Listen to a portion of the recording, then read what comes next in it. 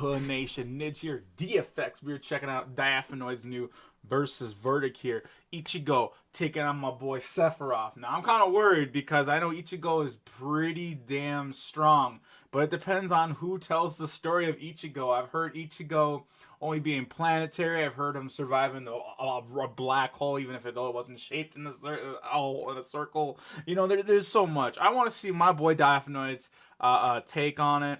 I'm rooting for Sephiroth no matter what because I've never seen Ichigo at all. I know of the show Bleach. I never got into it. Not because I don't care, but because there's so many animes to watch. I'm sure you guys, as you can tell, I'm even trying my best to get all my reactions of everything out. But anyways, before we begin, you guys, please support him on Patreon. He's cool with reactions. And watch the original just because I do not shut up. I will be cutting out some of the parts just because I don't feel they pertain. And don't skip the commercials ever. See, like we at DFX, there's that big button that says skip ad.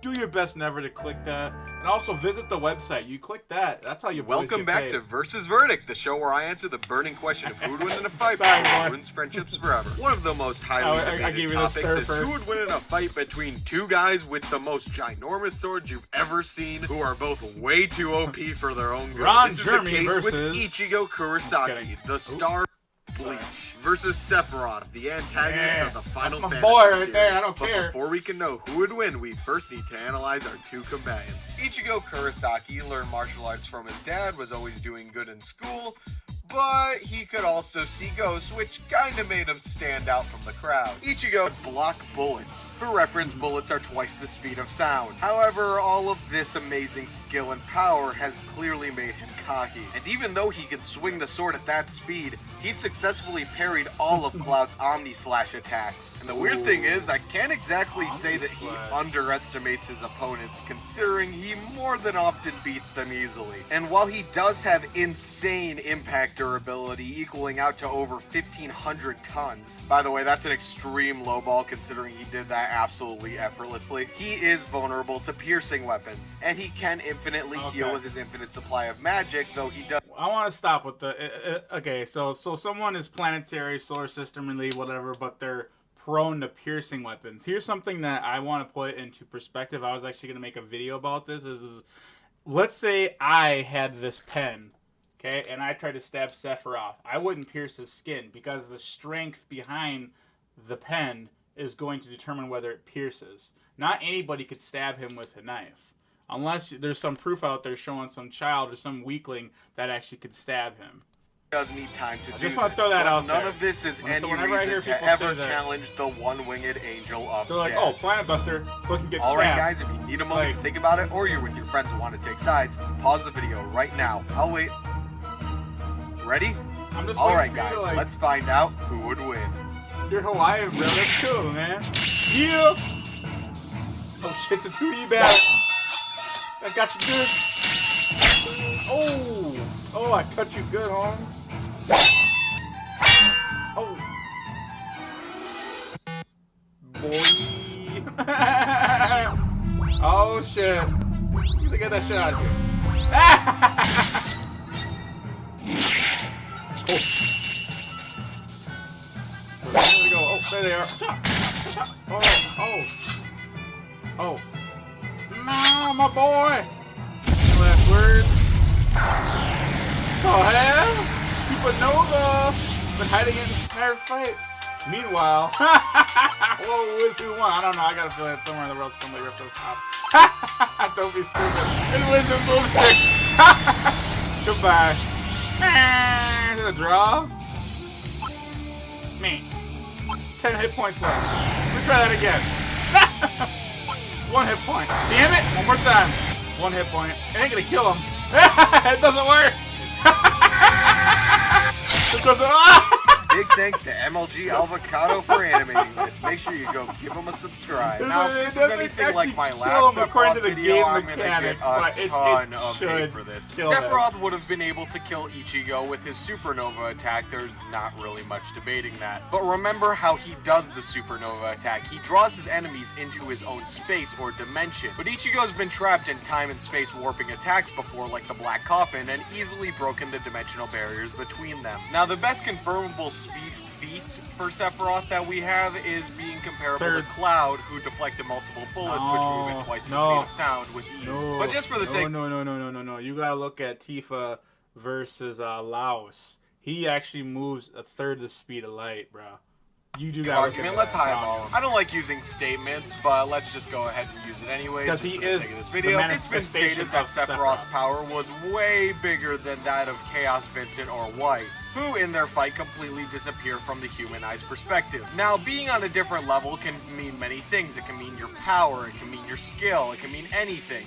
But we're just going to assume that this includes speed. For something to seem invisible, even though it's in the same focal point of your eye, it needs to be moving at over 9,000 miles an hour. But they said he was on a completely different level, so you know what? Let's just quadruple it. When he was only in his Bankai form, the official guide stated Ichigo to move like lightning, which, unlike the Sephiroth statement, is backed up by tons of scaling and feats. Now, lightning moving at 1/3 the speed of light is a misconception. That's just how fast the return stroke is. The actual speed of lightning is about 220,000 miles an hour. However, this would still be 6 times faster than Sephiroth. And remember, Bankai Ichigo isn't even close to being his most powerful or fast form. And remember the Bahamut Fury thing? Yeah, that was his travel speed. And even though Zack reacted to someone with that amount of speed, he could see where he was coming from, so it was pretty much aim hitting, which does not relate to your reaction speed at all. But the main issue with this fight is that Sephiroth could not see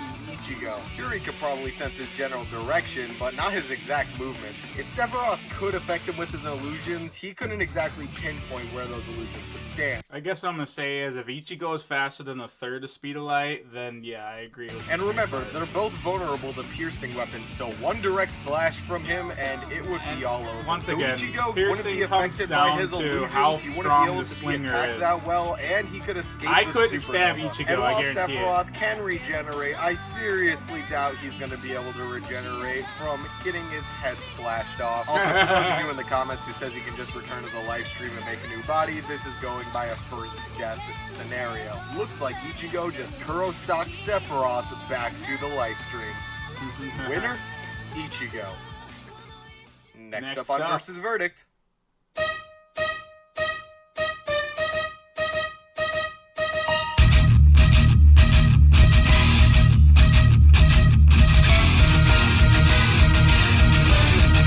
Oh God, no! You gotta be kidding me, bro.